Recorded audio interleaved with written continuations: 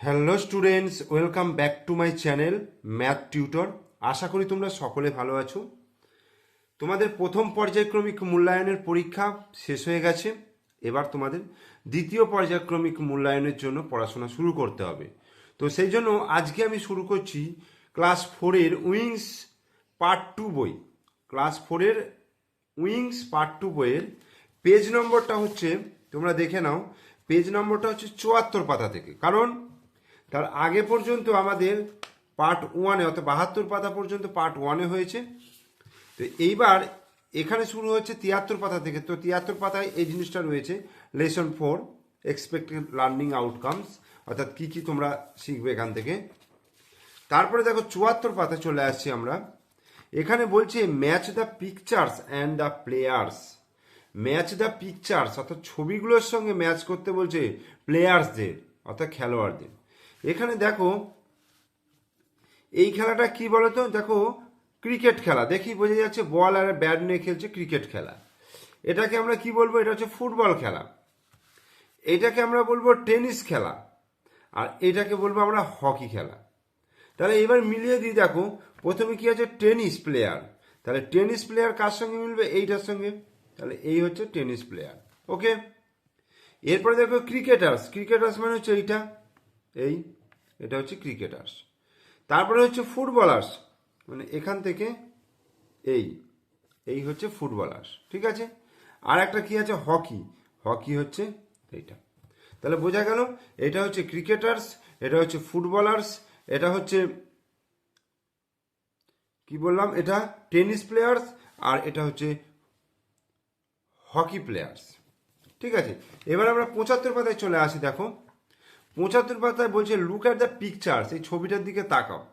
এই ছবিটা যে ঘর কাটা আছে, এটা দেখেই মনে হচ্ছে এটা একটা কবাডি খেলা। কবাডি খেলার একটা দিকে রয়েছে দেখো গ্রিন জামা পরে, গ্রিন গেঞ্জি পরে, সবুজ কালারের শার্ট পরে, আর বাদামি রঙের প্যান্ট অর্থাৎ শর্টস পরে আছে। আর এখানে একজন এসছে, মানে ওদের ঘরে যে কবাডি কবাডি করতে করতে আসে, তো এসে এখানে ধরা পড়েছে এবং সেখান থেকে সে ছাড়িয়ে যাওয়ার চেষ্টা করছে। ছবিটা হচ্ছে এটা, দেখতে পাচ্ছি আমরা। তো তারপরে বলছে অ্যান্সার দ্য ফলোয়িং কোয়েশ্চেন্স। কি বলেছে, একের দাগে বলছে what do you see in the pictures. What do you see in the picture. এই ছবিতে তোমরা কি দেখতে পাচ্ছ। দেখো ছবিতে আমরা কি দেখতে পাচ্ছি, আমি লিখেছি I see some boys. I see some boys playing a game on a court. ঠিক আছে, এগুলোকে একটা কোর্ট বলা হয়। তো আই সি সাম বয়েজ, আমি দেখতে পাচ্ছি কিছু বালক প্লেয়িং খেলছে গেম, একটা গেম অনেক কোর্ট, একটা গেরাটপের মধ্যে, একটা জায়গার মধ্যে পুরো খেলা করছে।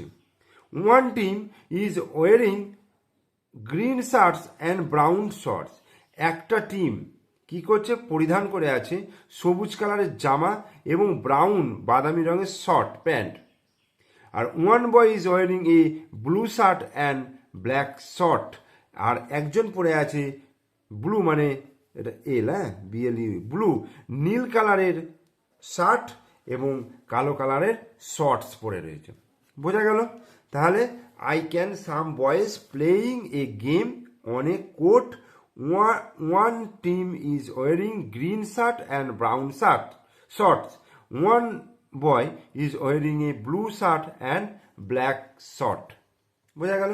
এরপরে দেখো what are the playing doing মানে খেলোয়াড়রা কি করছিল। The players in green shirts are trying to catch and hold the player in blue shirt. কি বলছে, the players in green shirt, green শার্টের যে প্লেয়ারগুলো তারা ধরে রেখেছে এবং অনেকক্ষণ ধরে রেখেছে একটা মানে নীল শার্টের একটা খেলোয়াড়কে। দেখো একটা নীল শার্টের খেলোয়াড়কে ধরে রেখেছে। The player in blue shirt is trying to escape from them. এবং এই যে ব্লু শার্টের যে এটা প্লেয়ারটা, সে কী করছে, তাদের কাছ থেকে ছাড়িয়ে যাওয়ার চেষ্টা করছে। বলছে what is the name of this game. এই গেমের নাম কি। The name of this game is kabaddi. The name of this game is kabaddi. এই গেমটার নাম হচ্ছে কবাডি। এই কবাডি খেলা আমরা খেলেছি, আমরা জানি, তোমরাও হয়তো খেলেছো। বুঝতে পেরেছো কীভাবে মানে কবাডি খেলতে হয় সেটা তোমরা জানো। এরপরে আমরা চলে আসছি দেখো 76 পাতা 76 পেজে। এখানে একটা প্যাসেজ রয়েছে, তো এই প্যাসেজটা আমাদের কেয়ারফুলি পড়তে হবে এবং তার সঙ্গে আমাদের অ্যাক্টিভিটিগুলো করতে হবে। তো প্রথমেই দেখো, Sunil was going to a new school. Sunil was going to a new school. Sunil একটা নতুন স্কুলে ভর্তি হয়েছিল বা নতুন স্কুলে গিয়েছিল। সুনীল একটা নতুন স্কুলে গিয়েছিল। He did not like the school at all. সে একদমই পছন্দ করতো না এই স্কুলটাকে, সে একদমই পছন্দ করতো না স্কুলটাকে। হি ওয়াজ এ কুইট বয়। সে হচ্ছে একজন শান্ত ছেলে, অর্থাৎ সুনীল হচ্ছে একটা শান্ত ছেলে। He never had a fight in his life. সে জীবনে কখনো মারামারি করেনি। He never had a fight. সে কখনো মারামারি করেনি ইন হিজ লাইফ, তার জীবনে। There was a bully in his class. তার ক্লাসে একজন বুলি ছিল। বুলি মানে হচ্ছে গায়ে জোর ফলানো ব্যক্তি, অর্থাৎ একজন ছিল যে খুব নিজের গায়ে জোর ফলাতো। He use to beat take away tiffin and make the boys do his homework. বলছে হি ইউজ টু বেট, তাকে মারতো, সেই বুলি তাকে মারতো, তার টিফিন কেড়ে নিত। Take away tiffin and make the boys do his homework, এবং বালকদের দিয়ে তার হোমওয়ার্ক করিয়ে নিত। Life had become miserable for Sunil. সুনীলের ক্ষেত্রে তার জীবনটা অসহনীয় হয়ে উঠছিল। মিজারেবল মিনস অসহনীয়। But he could never gather the courage to protest. কিন্তু সে কখনো মানে প্রোটেস্ট মানে হচ্ছে প্রতিবাদ করার জন্য সাহস অর্জন করতে পারেনি। প্রতিবাদ করতে হবে যে তার জন্য সাহস অর্জন সে করতে পারেনি। মিন হোয়াইল, ইতিমধ্যে a new boy came to his class. ইতিমধ্যে একটা নতুন ছেলে তার ক্লাসে এসছিল। He started facing the same problem. সেই নতুন ছেলেটাকেও একই সমস্যার সম্মুখীন হতে হয়েছিল। He cried all day. সে প্রতিদিন কাঁদতো, সে অল ডে সারাদিন কাঁদতো। সাডেনলি হঠাৎ Sunil could not take it anymore. হঠাৎ Sunil could not take it anymore মানে এটাকে আর সহ্য করতে পারলো না। He saw the bully beating the boy. সে দেখতে পেল যে নতুন বালকটাকে সে মারছে।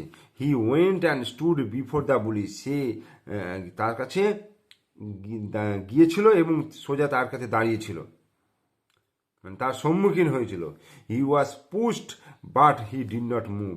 সে তাকে ঠেলে দিয়েছিল কিন্তু সে একটুও নড়েনি। That was the first day Sunil hit someone. এটাই ছিল প্রথম দিন যা সুনীল কাউকে মারলো। He did so to save his friend. He did so to save his friend. সে তার বন্ধুকে এইভাবে রক্ষা করলো। He never knew he could do it. সে কখনোই জানতো না যে সে এটা করবে। Everyone in the class was delighted. প্রত্যেকে, তার ক্লাসের প্রত্যেকে খুবই খুশি হয়েছিল, আনন্দ পেয়েছিল। Sunil had emerged as the saviour unknowingly. মানে সুনীল অপ্রত্যাশিতভাবেই তাদের ক্লাসের সমস্ত ছেলেদের কি হয়ে উঠেছিল রক্ষাকর্তা হয়ে উঠেছিল, প্রকাশিত হয়েছিল, রক্ষাকর্তা হয়ে প্রকাশিত হয়ে উঠেছিল। তাহলে Sunil had immersed as the saviour unknowingly. Okay, তাহলে তোমরা এর মানেটা ভালো করে করবে, একবারে বেশি দুবার দেখে নেবে দরকার হয় যদি মানেটা না বুঝতে পারো। এরপরে দেখো অ্যাক্টিভিটি 1 বলছে, why did Sunil not want to go to school. কেন সুনীল স্কুলে যেতে চাইতো না। Sunil did not want to go to school. Sunil স্কুলে যেতে চাইতো না বিকজ, কারণ দেয়ার was a bully in his class. তার ক্লাসে একজন বুলি ছিল, মানে কি বলবো, মানে গায়ে জোর ফেলানো ব্যক্তি ছিল। দি বুলি ইউজ টু বেট হিম, তাকে মারতো বুলি। টেক অ্যাওয়ে হিজ টিফিন, তার টিফিন কেড়ে নিত। And make his do his homework, তাকে দিয়ে তার কাজ করাতো। সেই জন্য তার ভালো লাগতো না। What did the bully do. Bully কি করতো বলছে, আচ্ছা আগের কোশ্চেনটা হচ্ছে অ্যান্সার এই পর্যন্ত। The bully use to beat the boys, বালকদের মারতো। টেক অ্যাওয়ে দেয়ার টিফিন, তাদের টিফিন কেড়ে নিত। And make them do his homework, এবং তাদেরকে দিয়ে তার কাজ করাতো, বাড়ির কাজ করাতো, homework. What did Sunil do to help the new boy. When Sunil মানে সুনীল নতুন বালকটাকে কিভাবে হেল্প করেছিল। When Sunil saw the bully beating the new boy, he gathered courage and stood before the bully to protect. বলছে যখন সুনীল দেখলো যে বুলি তার নতুন বন্ধুটাকে মারছে, নতুন ছেলেটাকে মারছে, সে মনে মনে সাহস জোগাড় করলো এবং তার সামনে প্রোটেস্ট করার জন্য দাঁড়িয়ে পড়লো। ঠিক আছে, এরপরে অ্যাক্টিভিটি 2 দেখো, বলছে complete the following sentences with information from the text. Text থেকে ইনফরমেশন নিয়ে এটাকে ফিল আপ করতে বলছে। সুনীল নেভার হ্যাড, এরপরে হবে এ ফাইট ইন হিজ লাইফ, মানে সুনীল কখনো জীবনে মারপিট করেনি। Sunil never had a fight, FIGHT, fight in his life, life. The new boy came to his class, একটা নতুন বালক তার ক্লাসে এসেছিল। That was the first day, এটাই হলো সুনীলের প্রথম ডে। সুনীল হিট সামনে, সুনীল কাউকে মেরেছিল, মারার প্রথম day. Sunil had immersed as the saviour unknowingly, Sunil প্রকাশিত হয়েছিল নিজেকে রক্ষাকর্তা হিসাবে, মানে রক্ষাকর্তা হিসাবে সে পরিচিত হয়েছিল। এবার let's learn, read the following sentences carefully, বাক্যগুলিকে যত্ন সহকারে পড়ো আর সচেতনভাবে পড়ো। Underline the noun and circle the words describing the noun. Two are done for you, বলছে যেগুলো নাউন আছে তার তলায় দাগ দাও এবং যেগুলো ডিসক্রাইবিং দ্য নাউন, নাউনকে যেগুলো ডিসক্রাইব বর্ণনা করছে তাকে গোল করো। যেমন hockey is a popular game, hockey is a hockey হচ্ছে একটা জনপ্রিয় খেলা, তাহলে গেমটা আর হকিটা এটা হচ্ছে নাউন, সেই জন্য তলায় দাগ দেওয়া রয়েছে। আর গেমটা কেমন, পপুলার, অর্থাৎ জনপ্রিয়, মানে এই গেমটাকে নাউনটাকে ডিসক্রাইব করছে পপুলার দিয়ে, সেই জন্য এটা হচ্ছে অ্যাডজেক্টিভ, ডিসক্রাইবিং ওয়ার্ড।